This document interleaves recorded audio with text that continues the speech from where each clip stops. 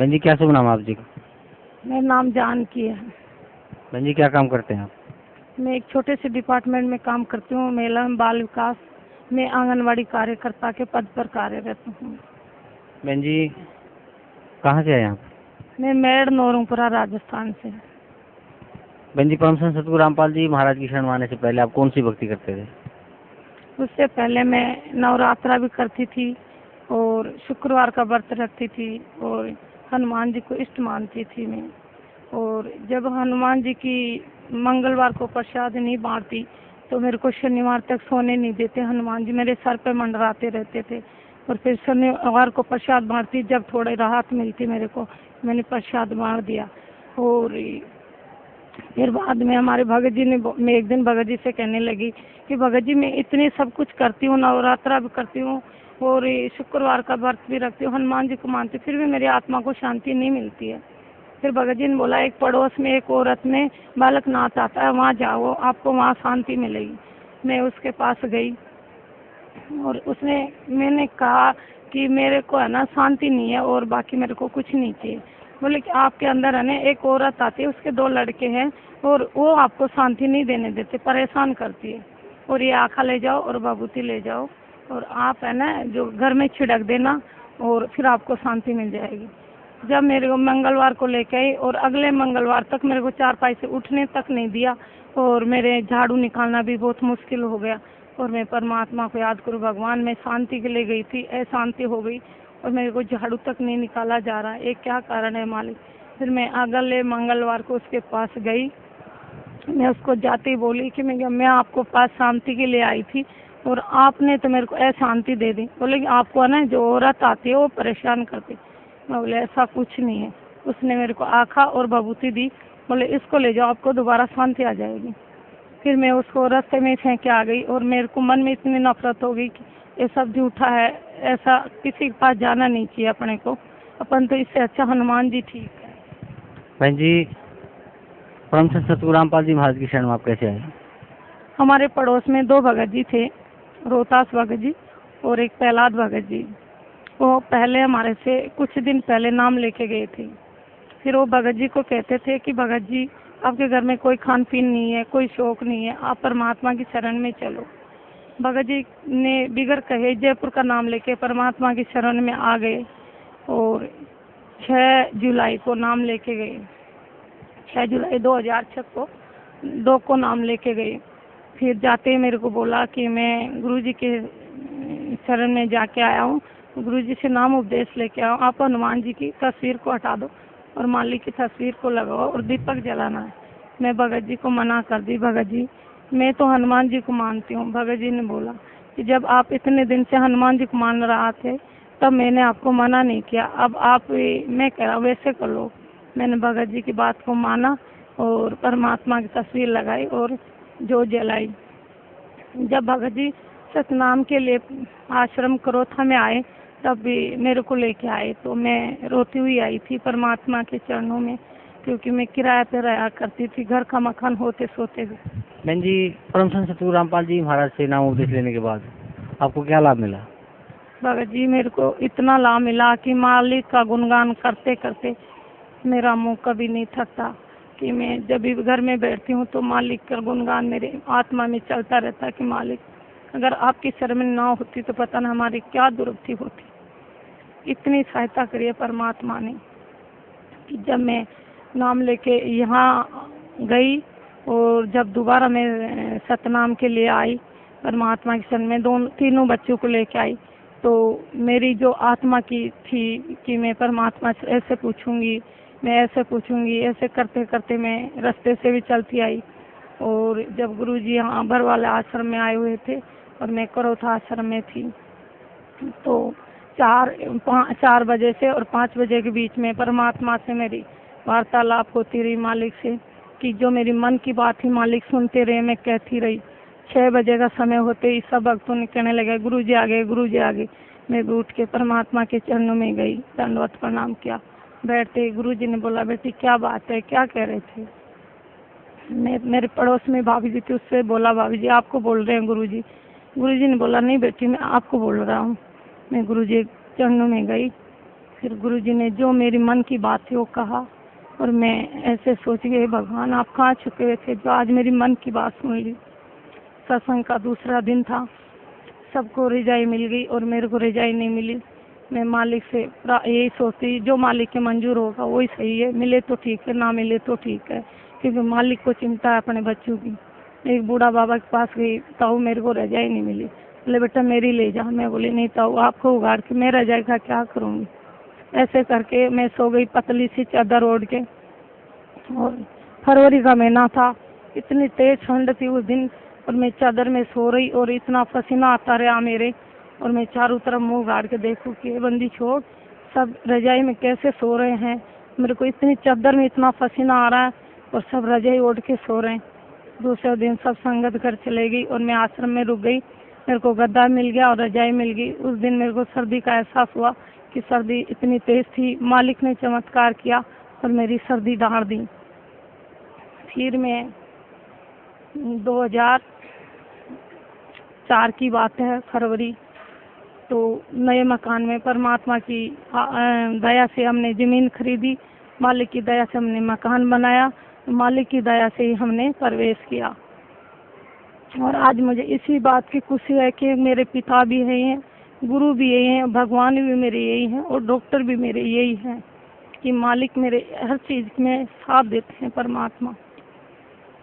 जब मैं मालिक से फरवरी में प्रवेश कर लिया, फरवरी बाद में मैं घर बैठी हुई थी, छुट्टी का दिन था मेरा, और भगत जी भी लेट गए दुकान पे, बोले बच्चे खाना खा गए मैं भी थोड़ा लेट चले जाऊंगा। हम बैठे हुए थे, इतने में राजस्थान में टोकरों में 2 माता की फोटो रखे आते हैं वो। उसने बोला भाई आप किस समाज के हो। भगत जी ने बोला माई क्या बात है, जाति से क्या लेना देना, कोई बात है जो कि भाई भूख लग रही है हमें। बोले आ जाओ आप खाना खाओ। भगत जी ने मेरे को बोला कि आप चटाई बिछाओ, इनको खाना परोसो। मेरे अच्छे से याद है 8 चपाती पलड़ी में थी और टिफिन मेरे दाल का भरा हुआ था, और टिफिन आज भी वर्तमान में मौजूद है। मैं उसको खाना परोस दिया, और परोसते ही अंदर गई तो 2 और आ गई, बोले कि आप खाना खा रहे हो हमें भी खाना खिलाओ। भगत जी ने फिर आवाज़ लगाई आप भी आ जाओ। फिर मेरे को बोला भगत जी आप जाओ इनके लिए भी खाना परोसो। मैं जैसे ही अंदर गई, टिफिन भरा मेरे को दाल का मिला और पलड़ी भरी रोटी की। मैं एक बार दाल की तरफ देखी, एक बार पलड़ी की तरफ देखी। हे भगवान मालिक क्या लीला है आपकी। मैं इसे देखते देखते फिर उनको परोस दिया, खाना खा के चले। फिर मैं भगत जी से बताई कि भगत जी ऐसे खाना खाने के बाद में इतनी चपाती बची थी और मालिक ने ऐसी लीला करी। बोले कि मालिक जो चाहे सो कर सकता है, अपना क्या है मालिक का है ये। फिर लड़के में जब करोथा कांड हुआ तो मैं लड़की को छोड़ के चले गई। करोथा कांड हुआ से 2 दिन पहले तो भगत जी आ गए थे आश्रम में, और करोथा कांड की बेटी ने बताया कि मम्मी ऐसे ऐसे हुआ आश्रम में। तो मैं रोने लगी कि हे मालिक आप तो जेल में चले गए, हमारा क्या होगा परमात्मा। ऐसे करते करते मेरे को 6 दिन बीत गए, आंखों का आंसू नहीं रुके। और हमारे पड़ोस के भगत जी भी आए, बोले आपको इतना क्या है, परमात्मा है वो तो आ जाएंगे बाहर। मैं बोली बाहर तो आ जाएंगे लेकिन जब तक नहीं आएंगे जब तक हमारा क्या होगा। हमारे तो पिता भी वही हैं, गुरु भी वही हैं, भगवान भी वही हैं, डॉक्टर भी हमारे वही हैं। फिर 7वें दिन गुरु जी ने बोला कि बेटी रो मत, मैं जब भी आप याद करोगे आपके साथ हूँ। तो मेरे दिल में इतनी खुशी रही कि मालिक फिर भी आप हमारे साथ हो, कोई बात नहीं। ऐसे करते करते हमारे 2010 में लड़के में इतना हो गया, 2007 की बात है, 7-8 में कि जिंद प्रवेश कर गया लड़के में। 8वीं कक्षा पढ़ता था। फिर पीयर वाले कहे कि आप ले जाओ लड़के को, इसमें कोई प्रेत आत्मा घुस गई और गुरुजी की जो कुछ करना हो कर लो। फिर हम घर लेके आए। 2 दिन तक आते दंडवत प्रणाम करवाई, जोत जलाए। 2 दिन तक कुछ नहीं हुआ। तीसरे रोज उसमें प्रवेश कर गया और बोले कि मैं इसको लेके जाऊंगा, रोने लगे। अब हम किससे पूछे, मालिक जेल में। फिर हमने भगत जी से प्रार्थना करवाई, महेंद्र भगत जी से, तो बोले कि आप है ना जो रक्षा सूत्र बांध दो, प्रसाद दे दो, ठीक हो जाएगा। ठीक हो गया लड़का, महीने भर तक कुछ नहीं हुआ। फिर दोबारा हुआ तो फिर हम रोज तक ज्योत जलाने के लिए भेजे भगत जी को और बेटे को। जब परमात्मा जेल से बाहर आए तो हम लड़के को लेके आए मालिक के चरणों में। तो हम दंडवत करने गए, दर्शनों के लिए गए। मालिक ने बोला बेटा जब आप इसको घर लेके जाओ तो इसको ढीला मत देना, साथ रखना, हमेशा साथ रहना। मैं बोले मालिक हमारी क्या औकात है, हम साथ रह सकते हैं, परमात्मा आप जानो, आपकी लीला जाने। मैं मालिक के दरबार में छोड़ गई। मालिक ने बोला 2 महीने इसको बहुत खतरा है, इसकी जान को जोखिम है, आप छोड़ जाओ। मैं मालिक के दरबार में छोड़ गई और 2.5 महीने से लड़के को लेके गई। जब वो जिंद था, जो भी कुछ था, मालिक के अंदर बेटा सेवा करता था, वहीं प्रवेश हो गया और मालिक ने कहा कि आप यहाँ नहीं रह सकते, ये बच्चा मेरा हो गया। ऐसे करके बच्चा बिल्कुल स्वस्थ होके गया। फिर हमने मालिक के दोबारा पाठ प्रकाश करवाने आए।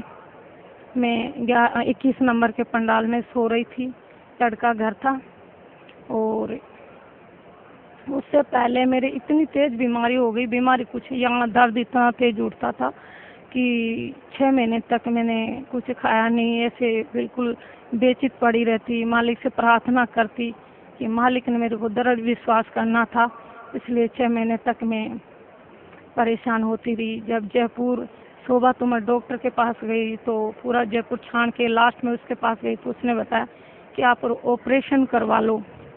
नहीं, आप कहना है जो पॉइजन बन रहा है वो पॉइजन की थैली फूट जाएगी और आप खत्म हो जाओगे। मैं ऑपरेशन के लिए तैयार हो गई।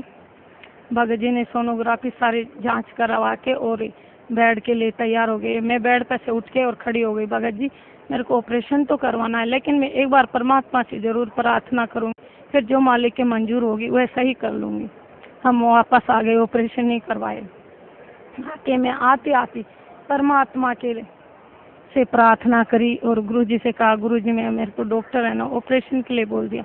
गुरुजी ने हंस के बोला बेटा करवा ले ऑपरेशन, जब डॉक्टर ने बोल ही दिया तो। मालिक ने मेरे को दूसरे दिन 4 बजे खुद ऑपरेशन कर दिया मेरा। ऑपरेशन करते मेरे को चेत हुआ कि आदमी इतनी सहज कैसे हुए, गुरुजी ऑपरेशन कर दिए। और मैं 5 बजे उठ के 1-1.5 किलोमीटर दौड़ करके आई। आते ही नहा के और मैंने परमात्मा के दीपक जला के और सुबह का नित्य नेम किया। उस दिन के बाद में मैं नित्य नेम नहीं छोड़ी, उससे पहले मैं नित्य नेम नहीं करती थी। और मालिक ने मेरे को ऐसा दृढ़ विश्वास दिया कि जो डॉक्टर ऑपरेशन के लिए बोल दिया उसका ऑपरेशन मेरे परमात्मा ने कर दिया। मेरा खुशी का ठिकाना नहीं रहा कि मालिक आप जो चाहे कर सके। फिर मैं 21 नंबर पंडाल में सो रही थी 2010 में और मोटरसाइकिल घर में लाए थे मालिक की दया से। फिर वो मोटरसाइकिल लेके बच्चा जो 8-9 किलोमीटर दूर चाव से लेके चले गया और उसका एक्सीडेंट हुआ।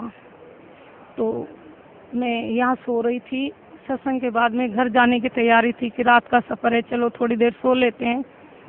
सोते परमात्मा ने कहा कि बेटी लड़का का एक्सीडेंट हुआ है बहुत ज़बरदस्त और आगे से गाड़ी का हिस्सा बिल्कुल टूट गया और लड़के की जो देनी हाथ की हथेली है वो बिल्कुल फट चुकी है और ख़त्म होते होते बिल्कुल बच गया। और मेरे को संकेत ऐसा हुआ कि ख़त्म हो गया। फिर मैं सोचती रही कि मालिक झूठ नहीं बोलते, जो मालिक बोला सत्य है। या तो लड़का ख़त्म हो गया, अपने पास सूचना आ जाएगी। अभी आश्रम में एक माँ इतना कठोर नहीं कर सकती, लेकिन परमात्मा ने मेरे को इतना कठोर किया कि अगर लड़का ख़त्म हो गया होगा तो सूचना अपने पास ज़रूर आ जाएगी। ऐसे करते करते मैं पूरी रात का सफ़र कर ली और सुबह 9 बजे मैं घर पहुंची तो लड़का मेरे को खड़ा मिला। और घर तक भी मैं ये सोचती लड़का ख़त्म हो गया तो ज़रूर बैठे होंगे लोग, अपन घर चलते हैं। घर जाते लड़का दिखा तो मैं जाते परमात्मा के दंडवत प्रणाम करी, करते ही बाहर लौटी तो गाड़ी का पूरा हिस्सा टूटा हुआ मिला मेरे को। फिर मैं हथेली पे देखी, मेरे हाथ की हथेली दिखा, हथेली देखी तो पूरे हथेली फटी हुई मिली। फिर मैं बोली हथेली कैसे फटी? बोली मम्मी ऐसे ही गिर गया।